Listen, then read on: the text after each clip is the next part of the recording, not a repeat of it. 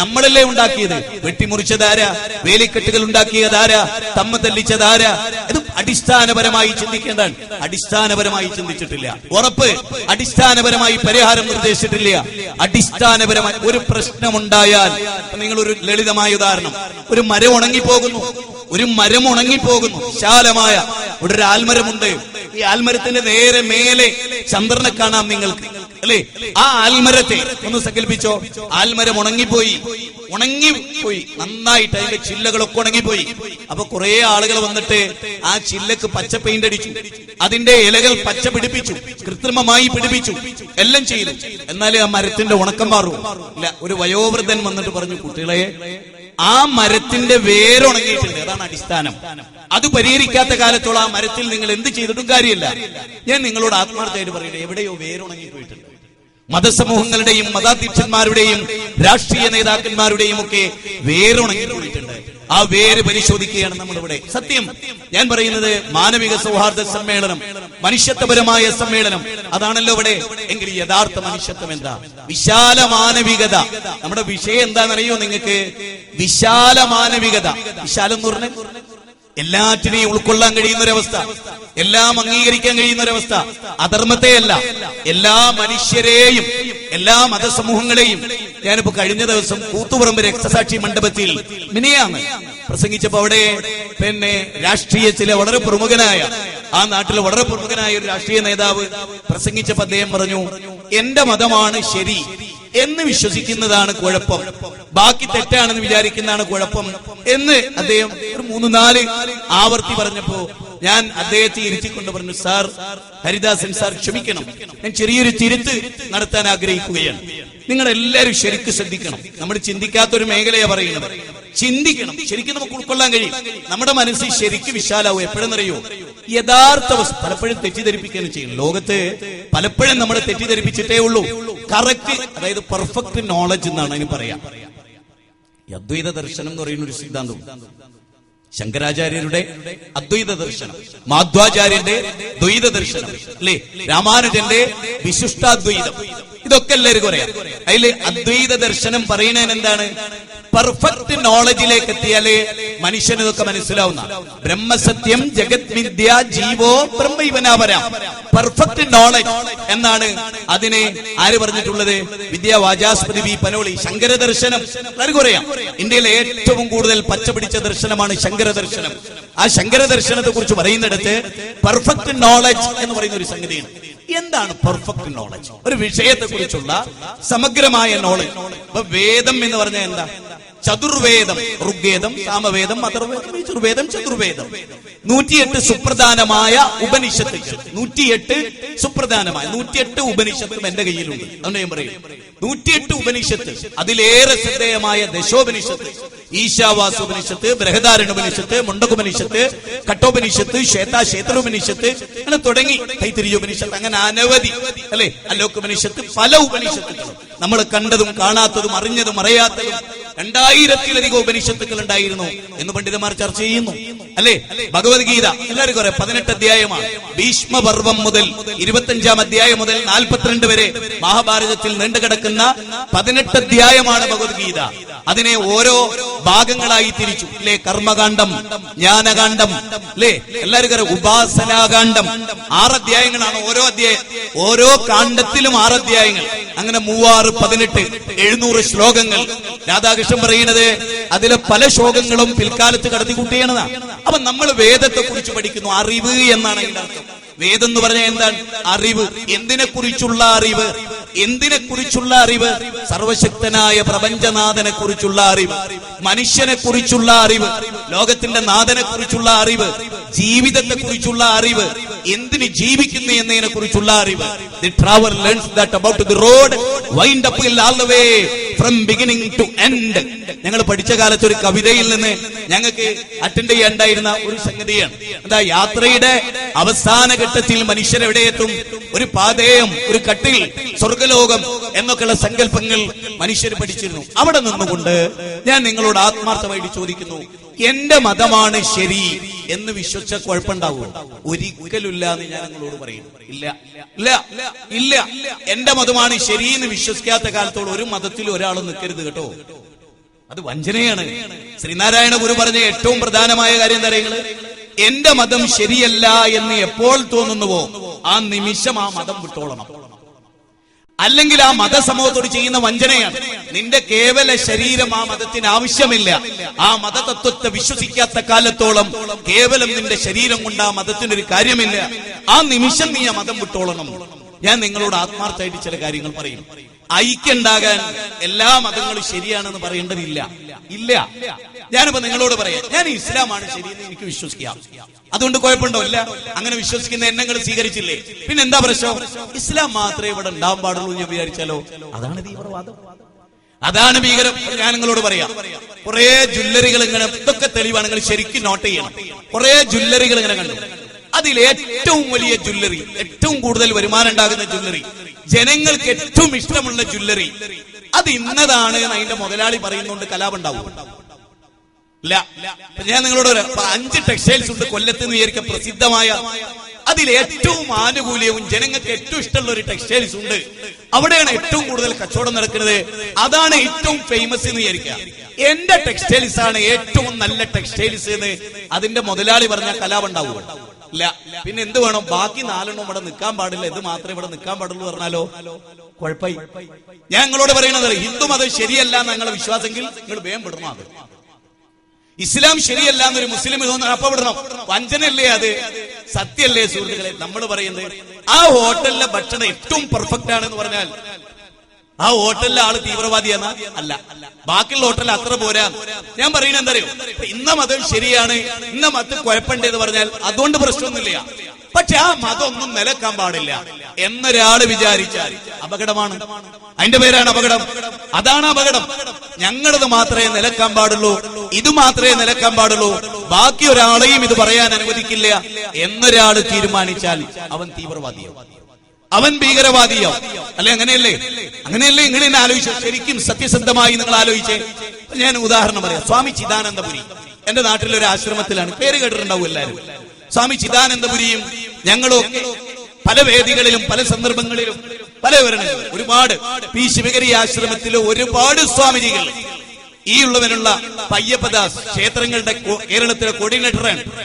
മണിമല ക്ഷേത്രത്തിലെ എന്റെ പ്രസംഗത്തിൽ അദ്ദേഹമായിരുന്നു മുഖ്യമായ ഒരു പ്രഭാഷണം നടത്തി. എല്ലാരും, നമുക്കെല്ലാരും ഈ സ്വാമിജിമാർ നമ്മൾ പറയുന്നത് എന്താ? നമ്മളൊക്കെ പറയുന്നത് എന്താ? നമ്മളെല്ലാരും പറയുന്നത് നദികളൊക്കെ ഒഴുകി സാഗരത്തിൽ ചെല്ലും, അതുപോലെ എല്ലാ മതങ്ങളും ദൈവത്തിലേക്കാണ്. ഞാനത് വിശ്വസിക്കുന്ന ആളല്ല. അല്ല. അല്ല, സത്യം പറയാലോ? അല്ല. പക്ഷേ നിങ്ങളൊരു പോയിന്റ് ശരിക്കും ആലോചിക്കാം. അവിടെ നമ്മൾ ശരിക്കും സൂക്ഷ്മമായ ആ വാചകം ചിന്തിച്ചിട്ടുണ്ടോ? ആ വാചകം ശരിക്കും ചിന്തിച്ചിട്ടുണ്ടോ? ഉണ്ടോ? അതായത് എല്ലാ നദികളും ഒഴുകി സാഗരത്തിലാണ് ചെല്ലുന്നത്. ശരി. എല്ലാ മതങ്ങളും ഒഴുകി ദൈവത്തിലാണോ? അത് പരിശോധിക്കുക. എന്താ അങ്ങനെ പറയാന്നറിയോ? നമ്മൾ ശരിക്കും ചിന്തിച്ചാൽ നമുക്ക് മനസ്സിലാവും. അങ്ങനെയാണെങ്കിൽ എല്ലാ നദികളും ഒഴുകി സാഗരത്തിൽ ചെല്ലുന്ന പോലെ എല്ലാ മതവും ശരിയും എല്ലാ മതവും ദൈവത്തിലേക്കുമാണെങ്കിൽ ഞാൻ നിങ്ങളോട് ആത്മാർത്ഥമായി ചോദിക്കുന്നു, ഞാൻ ഈ താടിയൊക്കെ മാറ്റി ഒരു കാഷായ വസ്ത്രത്തെ ധരിച്ച് സന്യാസിയായി 10 കൊല്ലം സ്വാമിജിയായി ജീവിക്കുന്നു. 10 കൊല്ലം എന്റെ ഡ്രസ്സിന്റെ ഔട്ട്സൈഡ് കൂടെ ബെൽറ്റ് കെട്ടി പള്ളിയിൽ അച്ഛനായി ഞാൻ ജീവിക്കുന്നു. അങ്ങനെ ഞാൻ ജീവിക്കുവോ? ഇല്ല. ഞാൻ എന്തൊക്കെ പറഞ്ഞാലും മുസ്ലിമായി ജീവിച്ച് മരിക്കാനും ഇഷ്ടപ്പെടാം. എന്താ കാരണം? എന്റെ ഉള്ളിന്റെ ഉള്ളിലും ഇതനുസരിച്ച് ജീവിച്ചാലേ രക്ഷപ്പെടുന്നില്ലേ? അത് ഞാൻ തുറന്നു പറയുമ്പോ എങ്ങനെ വർഗീയവാദിയാവും? ഒരു സന്യാസി, ഞാൻ ഉദാഹരണം പറയാം, ഈ ഇന്ത്യയിൽ ജീവിച്ച് മരിച്ച എത്രയോ, ഞങ്ങറിയാം പാലക്കാട് 1992 ഏറ്റവും വലിയൊരു സമ്മേളനം നടന്നു പാലക്കാട് കൂട്ടമൈതാനിയിൽ. അന്ന് തൃശൂർ ആശ്രമത്തിന്റെ സ്വാമിജി അദ്ദേഹം പങ്കെടുത്തു. ആ സമ്മേളനത്തിൽ വളരെ പ്രഗത്ഭനായ സ്വാമിജി മരിച്ചുപോയി. ആ സ്വാമിജി പിന്നെ പങ്കെടുത്തു, അദ്ദേഹം പ്രസംഗിച്ചു. മരിക്കുന്നത് വരെ അദ്ദേഹം സന്യാസിയായി മരിച്ചു. അല്ലെ? സന്യാസിയായി തന്നെ മരിക്കുന്നു. ഒരു ഹിന്ദു സന്യാസി മുസ്ലിം ആകുന്നുണ്ടോ? ഇല്ലേ. ഒരു മുസ്ലിം പിന്നെ പള്ളിയിലെ ഉസ്താദ് എന്തൊക്കെ ഇത് പറഞ്ഞാലും അയാളുടെ വിശ്വാസം എന്താണ്? ഞാൻ മുസ്ലിമായി ഖുർആനും സുന്നത്തും അനുസരിച്ച് പ്രവാചകനനുസരിച്ച് ജീവിച്ചാലേ എനിക്ക് മോക്ഷം കിട്ടും. ഞാൻ നിങ്ങളോട് വിദ്യാവാചാസ്പതി ഞാൻ പറയണെന്നറിയോ? അടിസ്ഥാന ചികിത്സയാ പറയുന്നത്. എനിക്ക് മുസ്ലിമായി കൊണ്ട് തന്നെ എന്റെ വിനോദേട്ടനെ സ്നേഹിക്കാൻ കഴിയുക, അദ്ദേഹത്തെ റെസ്പെക്ട് ചെയ്യാൻ കഴിയുക, അദ്ദേഹത്തെ ബഹുമാനിക്കാൻ കഴിയുക, എന്റെ ബാബുവേട്ടനെ എനിക്ക് സ്നേഹിക്കാൻ കഴിയുക, എനിക്ക് ഭക്ഷണം എന്ന കല്യാണമ്മയെ അമ്മയുടെ സ്ഥാനത്ത് നിർത്താൻ കഴിയുക. ശരിക്കുള്ളതല്ലേ? അല്ലാതെ ഞാൻ ഈ ഹിന്ദു മതത്തിന്റെ ആചാരം എടുക്കുക, ഇവിടുത്തെ ഹിന്ദുക്കൾ മുസ്ലിങ്ങളുടെ പള്ളിയിൽ പോയി ആചാരം എടുക്കുക, എന്നിട്ട് അതാണ് മൈത്രി എന്ന് പറയുന്നത് ശരിയല്ല. അത് മതലേനമാണ്. മതലേനവും മാനവിക മൈത്രിയും രണ്ടും രണ്ടാണ്. അപ്പൊ ഞാൻ നിങ്ങളോട് പറയാം, ശബരിമലക്ക് പോയവരുണ്ടാവും ഇവിടെ ഒരുപാട് ആള് അല്ലേ? ഇനിയും പോകാൻ ഉദ്ദേശിക്കുന്നവരുണ്ടാവും. ശബരിമലയിൽ പോകുമ്പോൾ 41 ദിവസം മണ്ഡലം നോമ്പ് നോക്കും, ശരിയല്ലേ? 41 ദിവസം മണ്ഡലം നോമ്പ് നോക്കുമ്പോ ഞാൻ നിങ്ങൾക്ക് ചോറ് നിങ്ങൾ തിന്നോ? വർഗീയതായതുകൊണ്ടാണോ? ആണ്? എന്നോട് ശത്രുത ഉള്ളതുകൊണ്ടാണോ? അല്ല. മണ്ഡലം നോമ്പ് നിങ്ങൾ വിശ്വസിക്കുന്ന വിശ്വാസപ്രകാരം സ്വീകരിക്കപ്പെടണമെങ്കിൽ മുസ്ലിമിന്റെ വീട്ടിൽ നിന്ന് ആ സമയത്ത് ഭക്ഷണം കഴിക്കരുത്. ആ സമയം കഴിഞ്ഞാൽ കഴിക്കൂലേ? അപ്പൊ എല്ലാവർക്കും എന്തുണ്ട്? ചില വിശ്വാസങ്ങളുണ്ട്. ആ വിശ്വാസം കാത്തു സൂക്ഷിക്കുന്നത് വർഗീയതയാണോ? അല്ല. ആ വിശ്വാസം കാത്തു സൂക്ഷിക്കുന്നത് തീവ്രവാദമാണോ? അല്ല. ആ വിശ്വാസത്തിനനുസരിച്ച് ജീവിക്കുമ്പോഴും മാധവേട്ടനെ എനിക്ക് ബഹുമാനിക്കാൻ കഴിയുക, മാധവേട്ടനെ എനിക്ക് സ്നേഹിക്കാൻ കഴിയുക. പിന്നെ എന്ത് ചിന്തിക്കാൻ കഴിയണം? എനിക്ക് എന്റെ മതം എത്ര പവിത്രമാണോ അത്ര പവിത്രമാണ് സുരേന്ദ്രേട്ടന് സനാതനധർമ്മം. അത് ഞാൻ അദ്ദേഹത്തിന് വകച്ചു കൊടുക്കണം. ഞാൻ പറയണ നിങ്ങൾ മനസ്സിലാക്കണം. ഒരു ഹൈന്ദവനെ ശബരിമലയിൽ പോകാം, പക്ഷെ എനിക്ക് പോകാൻ പറ്റില്ല. എങ്ങനെ പോകാൻ പറ്റില്ല? അവിടെ ആരാധന നടത്താൻ എനിക്ക് പോകാൻ പറ്റില്ല. അവിടെ എന്നെ മൈത്രി സമ്മേളനത്തിൽ കഴിച്ചാൽ ഞാൻ പോകും. ഞാൻ പോയിട്ടുണ്ട്. അമ്പലത്തിന്റെ ഉള്ളിൽ വരെ പോയി അവിടെ പീഠമിട്ട് പ്രസംഗിച്ചിട്ടുണ്ട്. ഇനിയും പ്രസംഗിക്കാൻ സൗഭാഗ്യമുണ്ടായേക്കാം. അതിലൊന്നും കുഴപ്പമില്ല. ഒരു സ്വാമിജിക്ക് പള്ളിയുടെ ഉള്ളിൽ വരേണ്ടി വന്നാൽ വരാം. അദ്ദേഹത്തിന് അവിടെ വരേണ്ട സാഹചര്യം ഉണ്ടായാലും വരാം. അവിടെ അദ്ദേഹത്തിന് പ്രസംഗിക്കേണ്ടി വന്നാൽ പ്രസംഗിക്കാം. അതിനൊന്നും കുഴപ്പമില്ല. പക്ഷേ സ്വാമിജി അവിടെ നിസ്കരിക്കണം എന്ന് മുസ്ലിങ്ങൾ നിർബന്ധം വെച്ചാലോ? വൈകുന്നേരം നിങ്ങൾ വരണം, ഞങ്ങളോടൊപ്പം നിസ്കാരത്ത് പങ്കുമെടുക്കണം, എന്നാലേ പ്രസംഗിക്കാൻ കഴിയുന്നു വന്നാലോ? അത് വരാൻ പാടില്ല. ഏതുപോലെ ഇവിടെ ഒരു നിലവിളക്ക് കൊളുത്തി വെച്ച് അത് കൊളുത്തിയാലേ ഞങ്ങൾ അംഗീകരിക്കുന്ന ആരെങ്കിലും പറഞ്ഞാലോ? ആരൊന്നും വരെ പറഞ്ഞിട്ടില്ല. ഉറപ്പാണ്. ഞാൻ പറയുന്നത് അങ്ങനെ പറഞ്ഞാലോ അത് അയാൾക്ക് ഇഷ്ടമില്ലെങ്കിലോ അവർ തമ്മിൽ അതൃപ്തിയായി. അപ്പൊ ഏറ്റവും നല്ല വഴി എന്താണ്? അയാളുടെ വിശ്വാസത്തിനെ അയാളെ വിടുക.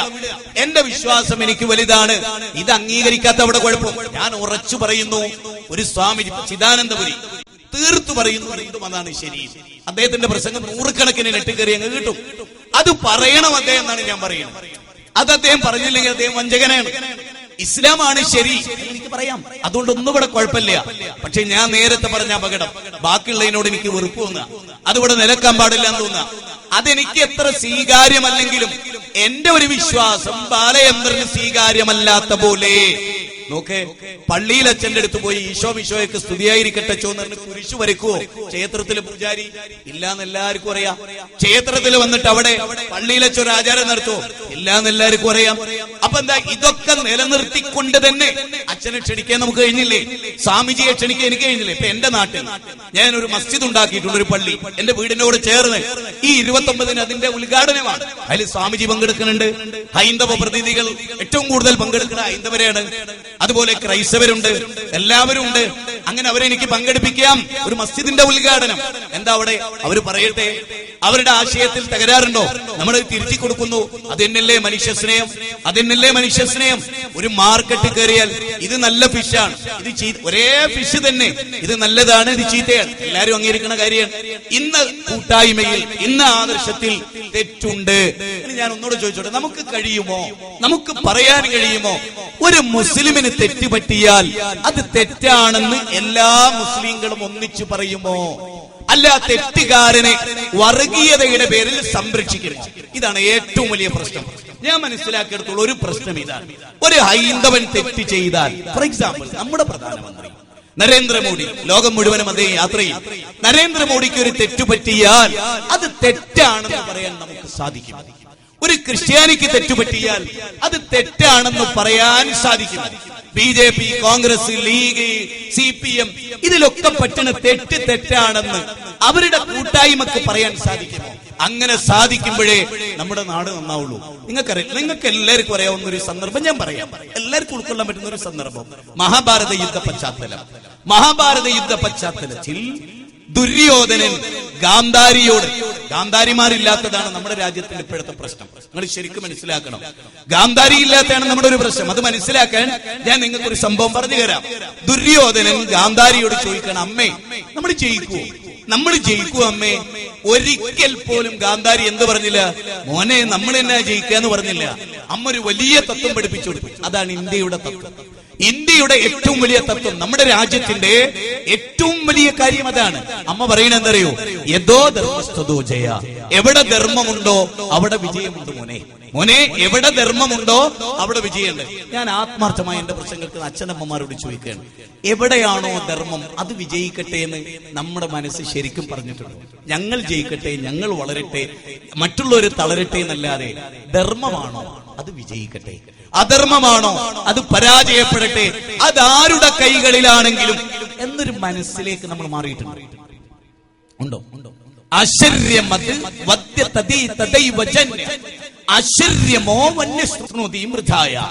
ആത്മാവിനെ കുറിച്ച് ഭഗവത്ഗീത ചർച്ച ചെയ്യാണ്.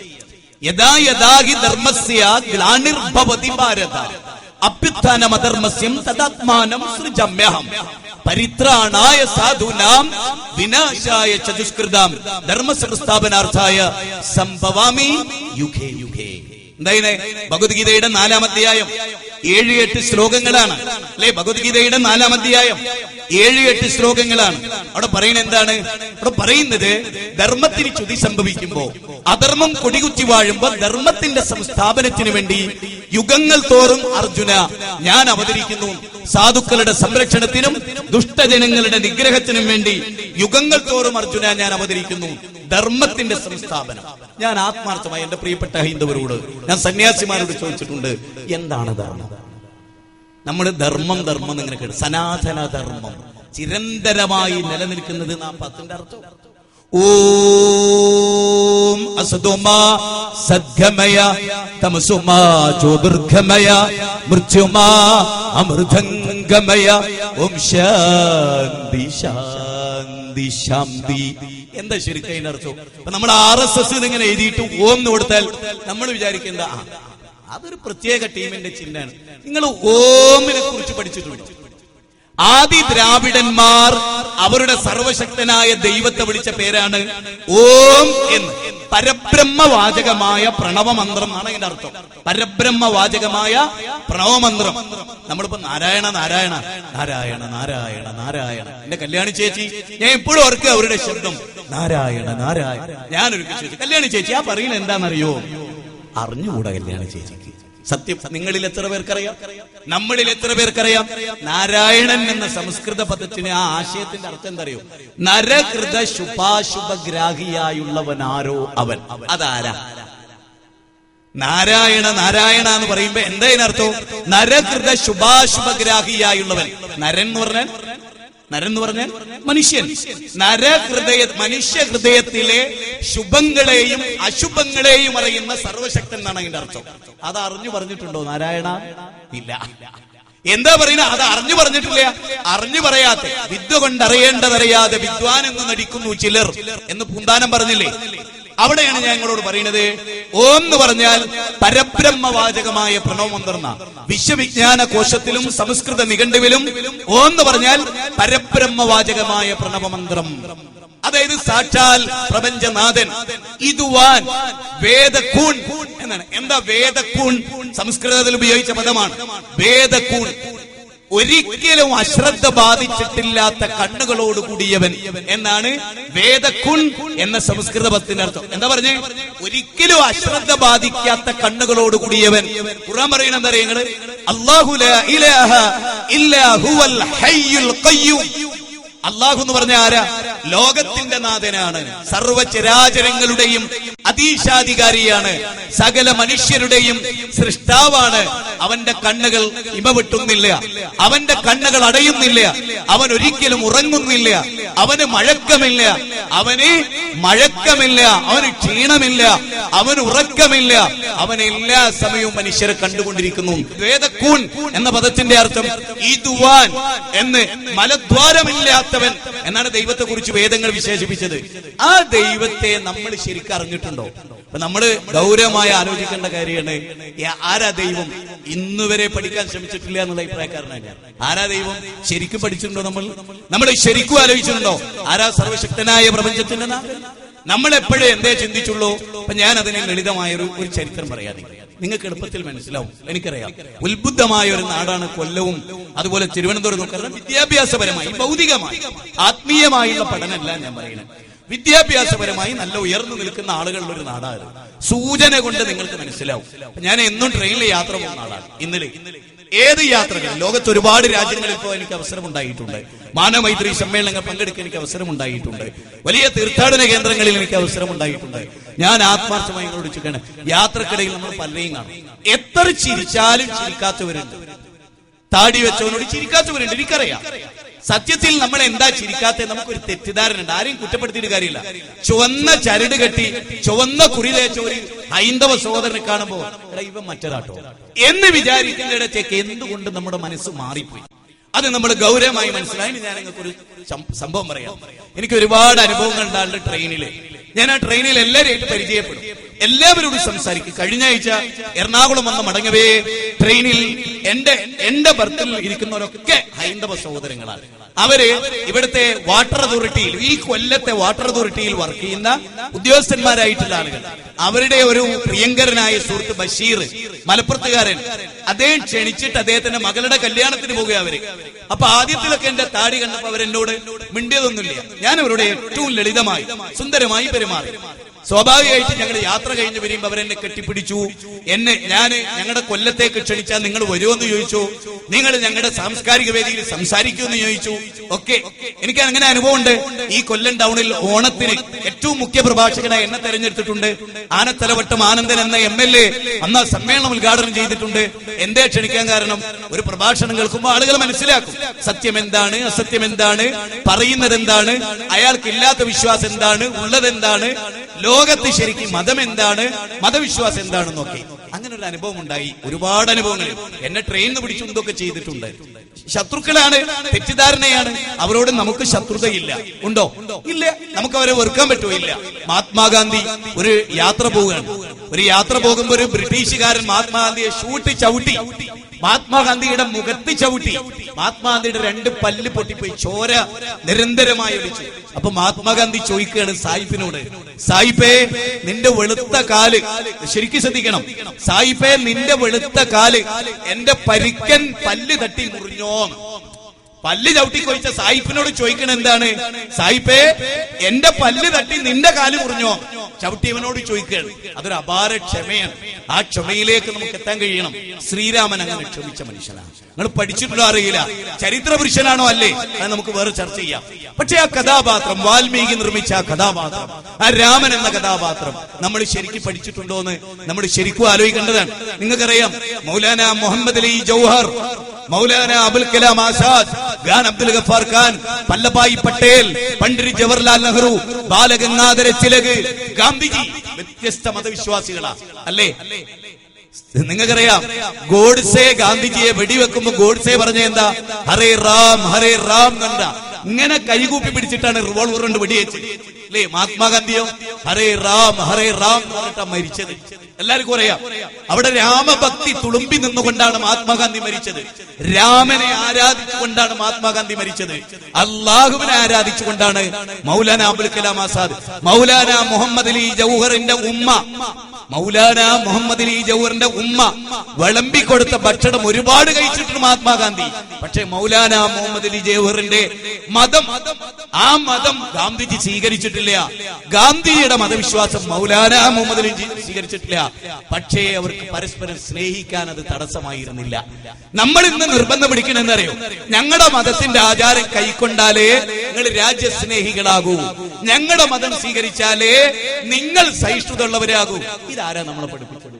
ഇതാണ് ഏറ്റവും വലിയ അപകടം. ഇനി ഞാൻ പറയുന്ന ട്രെയിനിലെ അനുഭവം നിങ്ങളൊന്ന് കേട്ടു നോക്കേ. ഞാൻ ട്രെയിനിൽ ഫേസ് ടു ഫേസ് ഞങ്ങളിങ്ങനെ ഇരിക്കുകയാണ്. അപ്പൊ എന്റെ നേരെ മുമ്പിൽ ഇരിക്കുന്നത് ശ്രീധരേട്ടനാണ്. എനിക്ക് ശ്രീധരേട്ടനാണെന്ന് ഒന്നും അറിയില്ല. ഞാൻ അദ്ദേഹത്തെ പിന്നെ പേര് നിങ്ങൾക്ക് പറഞ്ഞു തരാം. ശ്രീധരേട്ടനാണ് എന്റെ മുമ്പിൽ ഇരിക്കുന്നത്. ഞാൻ അദ്ദേഹത്തോട് 3 തവണ ചിരിച്ചു. ചിരിച്ചപ്പോ അദ്ദേഹം എന്നോട് ചിരിച്ചില്ല. 4ാം തവണയും ചിരിച്ചപ്പോ എനിക്കൊരു തമാശ തോന്നി.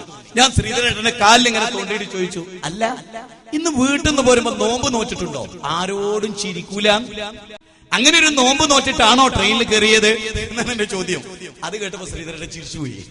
എന്നിട്ട് ഞാൻ ശ്രീധരേട്ടന് പറഞ്ഞു, ശ്രീധരേട്ടാ 9 മണിക്കൂറോളം ഒരു യാത്രയിലാണ് നിങ്ങളും ഞാനും. നിങ്ങൾ വടകരേന്ന് കയറി, ഞാൻ കോഴിക്കോട് കയറി. നമ്മുടെ ഈ യാത്രയിൽ തിരുവനന്തപുരം വരെ പോകുന്നവരെയാണ്. അതെ, നിങ്ങൾക്കൊരു അറ്റാക്ക് വന്നാൽ എന്റെ മടിയിലേക്കാ നിങ്ങൾ വീഴുക. എനിക്കൊരു അറ്റാക്ക് വന്നാൽ ഞാൻ നിങ്ങളുടെ മടിയിലേക്കാ വീണേ. അതുകൊണ്ട് ഇങ്ങനെ മസിൽ പിടിക്കരുത് കേട്ടോ, ഇത് ശരിയല്ല എന്ന് പറഞ്ഞപ്പോ ശ്രീധരേട്ടൻ അതങ്ങ് മനസ്സിൽ തട്ടി. ശ്രീധരേട്ടൻ പിന്നെ എന്റെ ഏറ്റവും വലിയ ഇഷ്ടക്കാരനായി. പിന്നെ കുറച്ച് കഴിഞ്ഞപ്പോ ഒരു ചായ കൊണ്ടുപോയപ്പോ അദ്ദേഹം ശ്രീധരേട്ടൻ പറഞ്ഞു, 2 ചായ നോക്കട്ടെ. 2 ചായ വാങ്ങിയപ്പോ എന്റെ മനസ്സിലുള്ളത് അദ്ദേഹത്തിന്റെ കൂടെ വേറെ ആരുണ്ട്, അദ്ദേഹത്തിനാണ്. ഒരു ചായ വാങ്ങി വേഗം എനിക്ക് എന്നോട് പറഞ്ഞു, കുടിച്ചോളൂ. സ്നേഹം